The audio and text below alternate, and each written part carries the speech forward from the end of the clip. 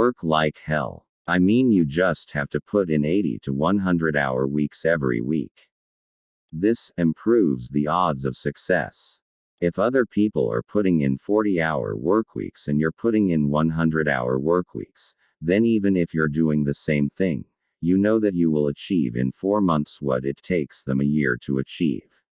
I've actually not read any books on time management. I'm interested in things that change the world or that affect the future and wondrous, new technology where you see it, and you're like, wow, how did that even happen? How is that possible? Really pay attention to negative feedback and solicit it, particularly from friends. Ellipsis. Hardly anyone does that, and it's incredibly helpful. If you get up in the morning and think the future is going to be better, it is a bright day. Otherwise, it's not. What makes innovative thinking happen? I think it's really a mindset.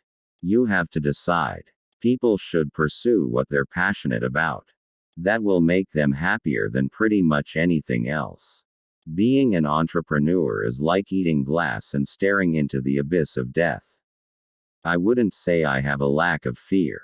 In fact, I'd like my fear emotion to be less because it's very distracting and fries my nervous system. If you're trying to create a company, it's like baking a cake. You have to have all the ingredients in the right proportion. I think most of the important stuff on the internet has been built. There will be continued innovation, for sure, but the great problems of the internet have essentially been solved. I think we have a duty to maintain the light of consciousness to make sure it continues into the future.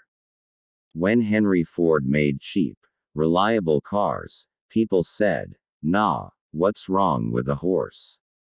That was a huge bet he made, and it worked. When somebody has a breakthrough innovation, it is rarely one little thing.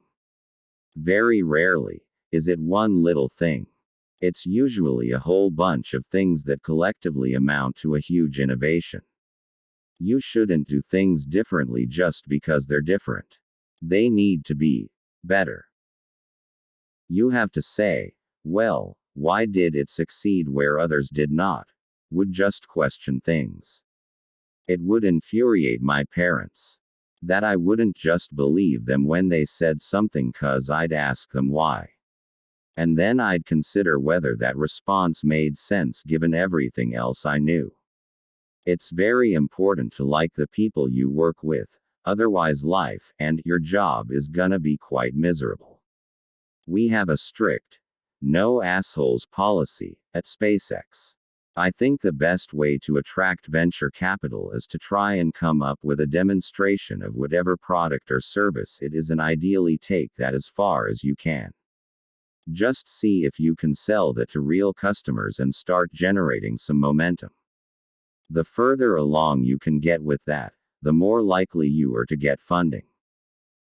Disruptive technology, where you really have a big technology discontinuity, tends to come from new companies. As much as possible, avoid hiring MBAs. MBA programs don't teach people how to create companies. Don't delude yourself into thinking something's working when it's not, or you're gonna get fixated on a bad solution.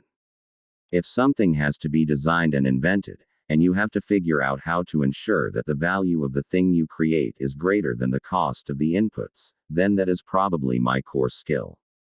I always have optimism, but I'm realistic. It was not with the expectation of great success that I started Tesla or SpaceX. It's just that I thought they were important enough to do anyway.